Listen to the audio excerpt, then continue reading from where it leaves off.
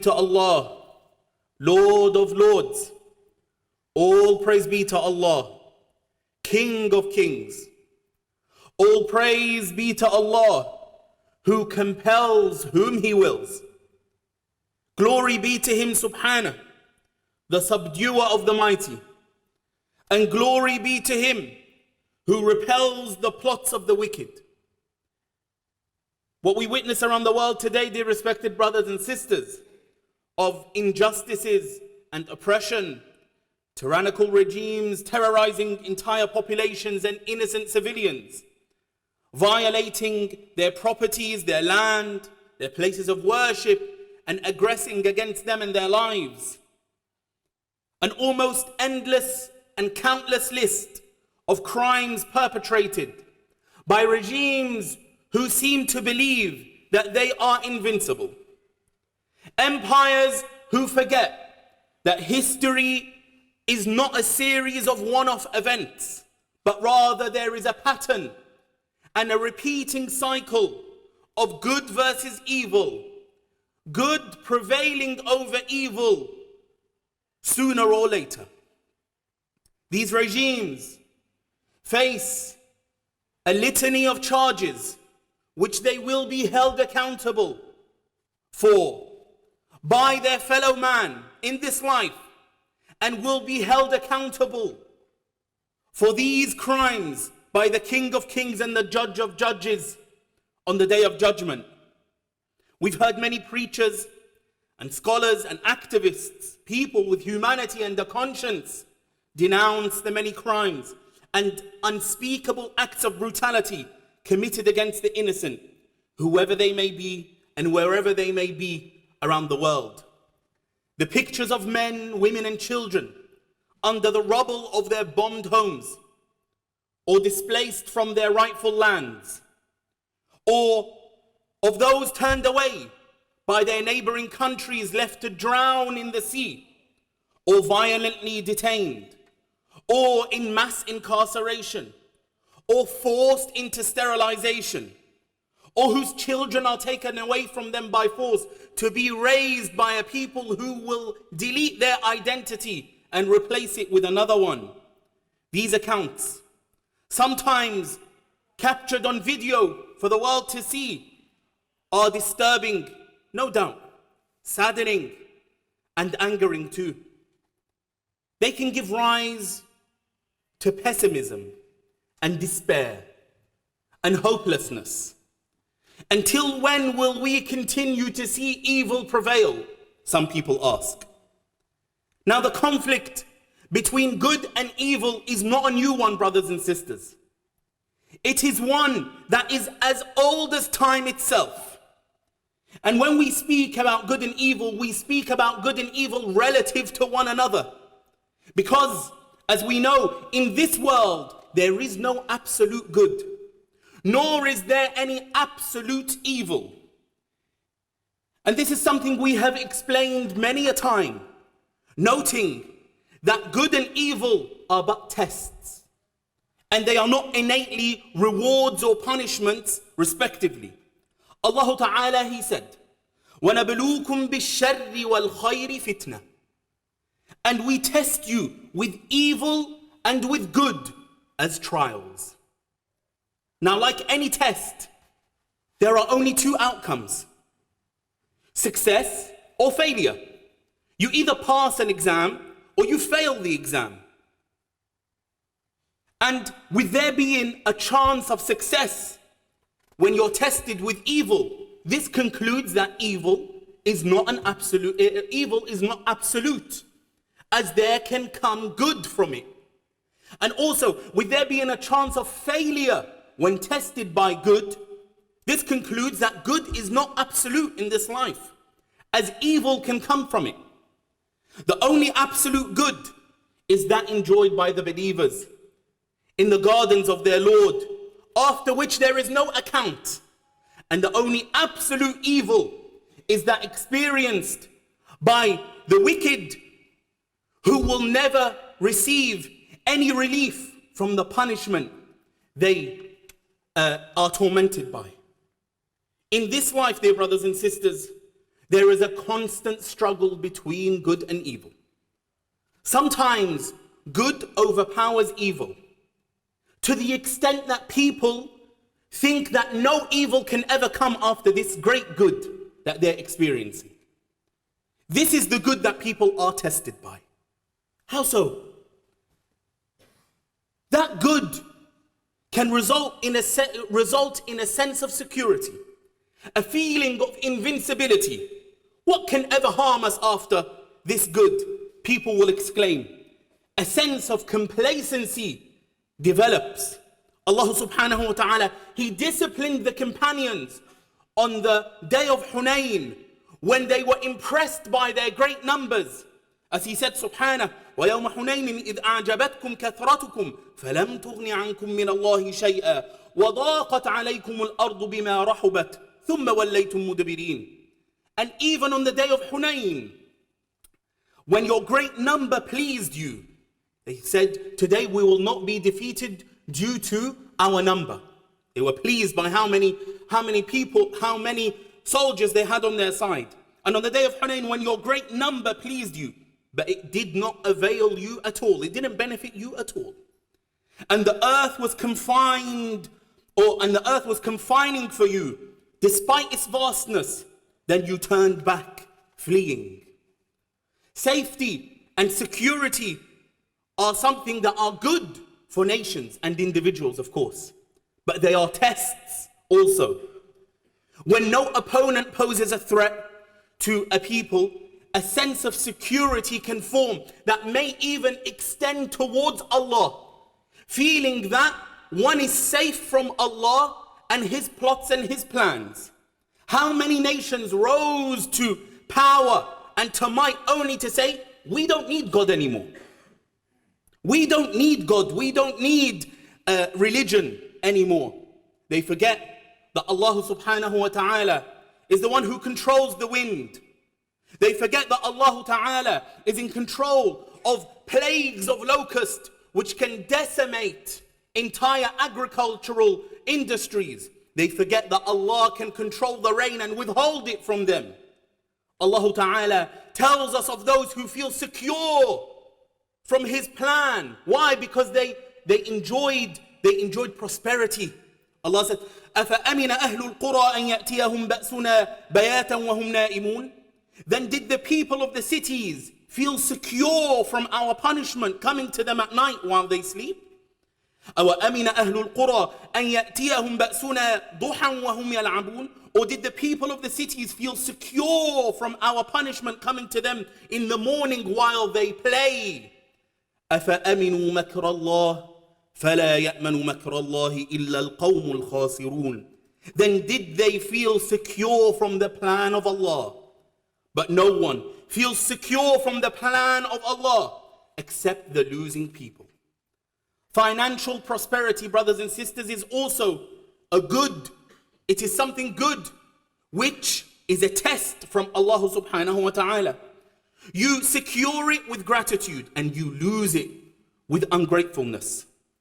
The people of Sheba enjoyed great prosperity due to their agriculture, but they turned away from Allah. فَأَعْرَضُوا فَأَرْسَلْنَا عَلَيْهِمْ سَيْلَ الْعَرِمِ وَبَدَّلْنَاهُمْ بِجَنَّتَيْهِمْ جَنَّتَيْنِ ذَوَاتَيْ أُكُلٍ خَمْطٍ وَأَثْلٍ وَشَيْءٍ مِّن سِدْرٍ قَلِيلٍ ذَلِكَ جَزَيْنَاهُمْ بِمَا كَفَرُوا وَهَلْ نُجَازِي إِلَّا الْكَفُورِ. But they turned away from Allah despite what He had given them. So we sent upon them the flood of the dam, and we replaced their 2 fields of gardens with gardens of bitter fruit, tamarisks, and something of sparse lote trees. By that we repaid them because they disbelieved. And do we thus repay except the ungrateful? And do we repay the ungrateful except in such a way? No. Allah subhanahu wa ta'ala repays the ungrateful in such a way. And sometimes evil overpowers good, to the extent that people think that no good can ever come after this evil. Of course, that's not true. Because there will always be good that will prevail after the evil. So evil, again, is a test. Will you believe in the victory promised by Allah or the lies told by the shaitan? Musa alayhi salam was promised victory by his Lord with the condition that his people believe in Allah and obey him. And so when Pharaoh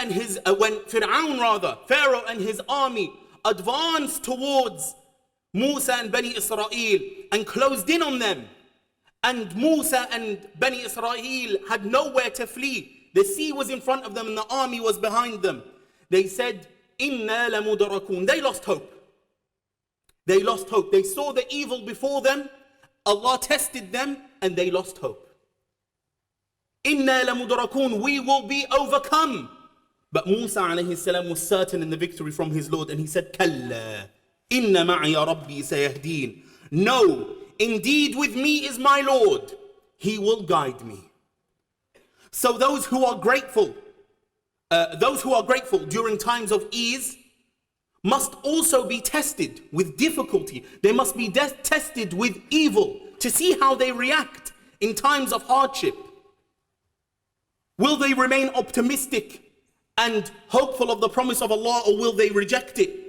For rejecting the promise of Allah and Allah's mercy is the way of the losers and the way of those who go astray. وَمَنْ يَقْنَطُ مِنْ رَحْمَةِ رَبِّهِ إِلَّا الضَّالُّونَ. And who despairs of the mercy of his Lord except those astray? What we see then, brothers and sisters, is that good and evil are not the outcomes. They are tools. They are means and tools used by Allah subhanahu wa ta'ala to direct the people to the straight path. A path lined with trials, good and evil. The target is to reach Allah. And this is why in the end, the conflict between good and evil, which we see playing out every day, we have seen played out throughout human history, and it will be played out until the day of judgment, is actually in the interest of mankind. The two must exist as barriers on either side of a lane to keep the traveler in the middle of that lane to reach his destination. The destination is not the good or the evil. The destination is Allah subhanahu wa ta'ala and his pleasure. Good and evil are not the results. They are means.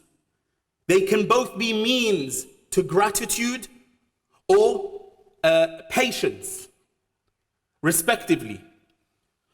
And gratitude and patience are something equally rewarding. Or they can result in complacency, which we spoke about, or despair. Good can result in complacency, and evil can result in despair and complacency, which is feeling secure from the plot of Allah and the plan of Allah. Complacency and despair are both equally sinful, and we have been warned of both. And so man will continue to be tested with both good and evil until the day of judgment. Man will not enter paradise until he is tested like those who came before us. Allah Ta'ala, he said, أَمْ حَسِبْتُمْ أَن تَدْخُلُوا الْجَنَّةَ وَلَمَّا يَأْتِكُمْ مَثَلُ الَّذِينَ خَلَوْا مِنْ قَبْلِكُمْ مَسَّتْهُمُ الْبَأْسَاءُ وَالضَّرَّاءُ وَزُلْزِلُوا حَتَّى يَقُولَ الرَّسُولُ وَالَّذِينَ آمَنُوا مَعَهُ مَتَى نَصْرُ اللَّهِ أَلَا إِنَّ نَصْرَ اللَّهِ قَرِيبٌ. Or do you think that you will enter paradise while such trial has not yet come to you as it has come to those who passed before you? They were touched by poverty and hardship and were shaken until even their messenger and those who believed with him said, when is the help of Allah? Unquestionably, the help of Allah is near. The messengers and their followers did not despair from the victory and the help of Allah subhanahu wa ta'ala. So why did Allah ta'ala test them so severely? For one main reason, brothers and sisters. One main reason. The overwhelming reason, brothers and sisters, is so that he makes them turn to him alone and turn away from all but him. They had to give up any expectations of anyone coming to their aid except Allah. They had to lose confidence in all of the means and place their confidence and hope in Allah and only Allah. Allah Ta'ala, He said, حَتَّى إِذَا اسْتَيْأَسَ الرُّسُلُ وَظَنُّوا أَنَّهُمْ قَدْ كُذِبُوا جَاءَهُمْ نَصْرُنَا فَنُجِّيَ مَن نَّشَاءُ وَلَا يُرَدُّ بَأْسُنَا عَنِ الْقَوْمِ الْمُجْرِمِينَ. They continued until, meaning the messengers continued to convey their message, until when the messengers despaired. And we'll explain this word, and حَتَّى إِذَا اسْتَيْأَسَ الرُّسُلُ, until they despaired. Despaired of whom? Until when the messengers despaired and were certain that they had been denied, there came to them our victory, and whoever we willed was saved. They despaired, brothers and sisters, not in Allah. That is not the despair of the prophets. The prophets never despair in Allah. They despaired in all of the means and placed their hopes in Allah subhanahu wa ta'ala alone. When Allah looked into their hearts, He found faith in Him only. And so He intervened and granted them His victory. And Allah subhanahu wa ta'ala, He told us of the account of what happened in the build-up and during the Battle of the Confederates. When the Confederates, the allied troops, Quraysh and its allies, gathered 10,000, an army of 10,000, to surround and place siege on Medina, to eliminate the Messenger sallallahu alaihi wasallam entirely, an army the size of which the Arabian Peninsula had never seen before. The Prophet sallallahu alaihi wasallam promised his companions victory in Yemen and in Persia and Byzantium. The hypocrites exclaimed, "One of us is too afraid to go and answer the call of nature in the outskirts of Medina, out of fear that the advancing army will attack him, and we're being promised victory over these strong and great empires of our time." And Allah subhanahu wa ta'ala, He told us of what happened to the believers during that testing period. He says subhanahu, إِذْ جَاءُوكُم مِّن فَوْقِكُمْ وَمِنْ أَسْفَلَ مِنْكُمْ وَإِذْ زَاغَتِ الْأَبْصَارُ وَبَلَغَتِ الْقُلُوبُ الْحَنَاجِرَ وَتَظُنُّونَ بِاللَّهِ الظُّنُونَا هُنَالِكَ ابْتُلِيَ الْمُؤْمِنُونَ وَزُلْزِلُوا زِلْزَالًا شَدِيدًا. Remember when they came at you from above you and from below you, you were surrounded. No help, no allies, no support coming to you. You were surrounded. And when your eyes shifted in fear, looking left and right, your eyes darting around, what's going to happen? What shall we do? And the hearts reached the throats, and you assumed about Allah various assumptions. What is going to happen? What will Allah subhanahu wa ta'ala do with us? Is Allah subhanahu wa ta'ala going to fulfill for us His promise? There the believers were tested.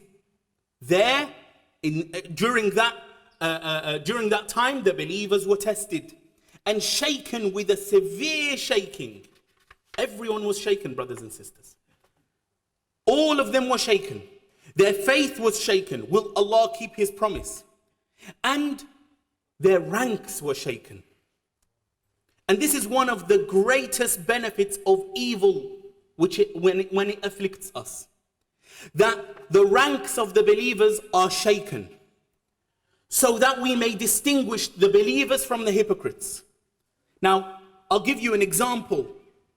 In the past, and even until today, primitive prospecting involves violently sieving through large heaps of earth and rock, yes, to filter them out and come out with what? With some gold. And even that gold must undergo an even more extreme purification process, which is smelting, where it is heated to such high temperatures to melt it and separate the impurities from it.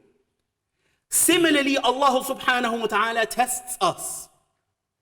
We have to be tested with difficulty. Why? So that we are shaken and then the impurities come out from below. We are shaken. And Allah subhanahu wa ta'ala, the one who knows what is in the hearts, while we do not know who is our supporter from who is conspiring against us behind the scenes, And we do not know who harbors resentment and hatred and hypocrisy in their hearts and who harbors sincerity and love for Allah. Allah knows that and reveals it to us through the tests. As He said, لِيَمِيزَ اللَّهُ الْخَبِيثَ مِنَ الطَّيِّبِ, so that Allah may distinguish the wicked from the good. Those who do not retreat and turn away from the truth, we get to know who they are. Those who don't compromise their values, we get to know who they are. Those who are not seduced by money or fame or titles, we get to know who they are. Those who are not afraid of the threats, we get to know who they are. There is much good that comes from evil, brothers and sisters. So do not despair, nor be complacent and secure from the plans of Allah when you experience good, for they are both tests. May Allah subhanahu wa ta'ala grant us clarity of vision so that we may see things as they are. And may Allah subhanahu wa ta'ala grant us gratitude and make us of the patient and those with resolve and forbearance. أقول قولي هذا وأستغفر الله لي ولكم فاستغفروه إنه هو الغفور الرحيم.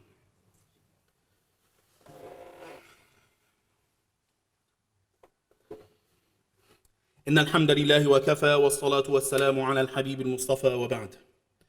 Brothers and sisters, to conclude very quickly, there are sunanun kawniyya, universal laws and principles which govern our world and govern human beings and their relationships with one another. One such universal principle is that when the trial becomes most severe, the end is near.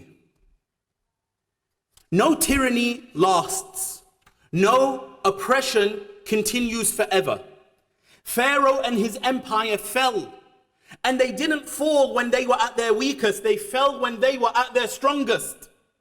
Remember that.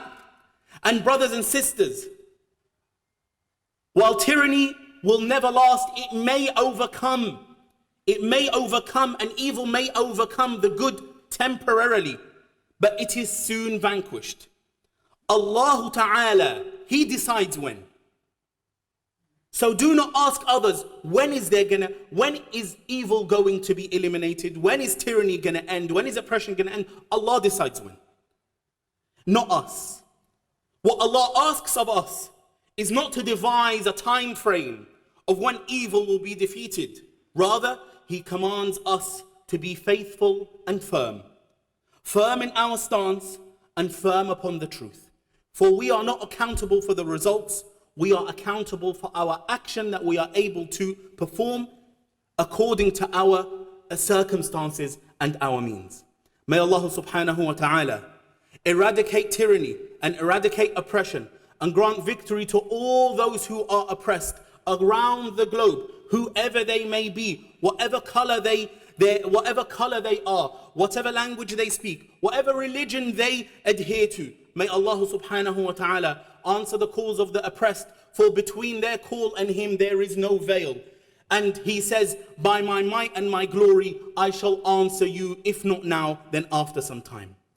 هذا وصلوا وسلموا على خير الأنام فإن الله أمركم بأمر بدأ به بنفسه وثنى بملائكة قدسه ثم بكم أيها المؤمنون فقال جل من قائل إن الله وملائكته يصلون على النبي يا أيها الذين آمنوا صلوا عليه وسلموا تسليما اللهم صل على محمد وعلى آل محمد كما صليت على إبراهيم وعلى آل إبراهيم وبارك على محمد وعلى آل محمد كما باركت على إبراهيم وعلى آل إبراهيم في العالمين إنك حميد مجيد اللهم أعز الإسلام والمسلمين وأذل الشرك والمشركين وأعلِ بفضلك كلمتي الحق والدين اللهم أرنا الحق حقا وارزقنا اتباعه وأرنا الباطل باطلا وارزقنا اجتنابه عباد الله رحمكم الله إن الله يأمر بالعدل والإحسان وإيتاء ذي القربى وينهى عن الفحشاء والمنكر والبغي يعظكم لعلكم تذكرون وأقم الصلاة